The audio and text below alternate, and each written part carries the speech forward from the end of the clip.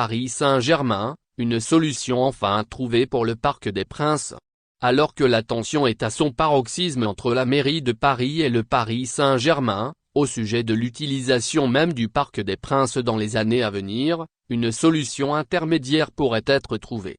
Histoire de mettre, enfin, tout le monde d'accord. Le dossier traîne depuis longtemps.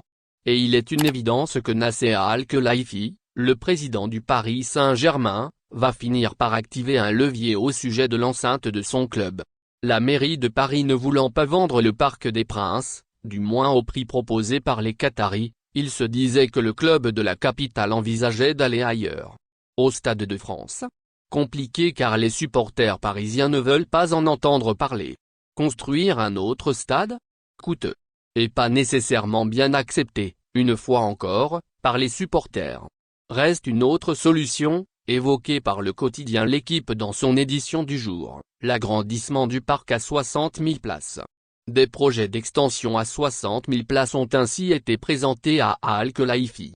C'est tout à fait possible de faire passer le Parc des Princes à 60 000 places, et ce sans rehausser la structure ni l'étendre, confie Tom Sheyan, d'origine, le cabinet d'architecture ayant réalisé les travaux dans le cadre de la rénovation pour l'Euro 2016. Le Paris Saint-Germain serait disposé à payer pour les travaux, à hauteur de 300 ou 400 millions d'euros. Mais comme le rajoute le quotidien sportif, demeure seulement une problématique. Il est nécessaire de restreindre les contraintes administratives, notamment celles liées au plan local d'urbanisme. Dans la version en vigueur, il limite la hauteur des bâtiments parisiens à 37 mètres. Avec un point culminant à 48 mètres, le Parc des Princes jouit déjà d'une dérogation. Selon nos informations, la ville de Paris étudie des modifications de son plan local d'urbanisme qui doivent entrer en vigueur cette année.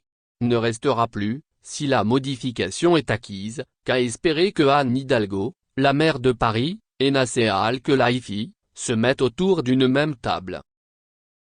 Merci de bien vouloir activer la cloche et de cliquer sur j'aime.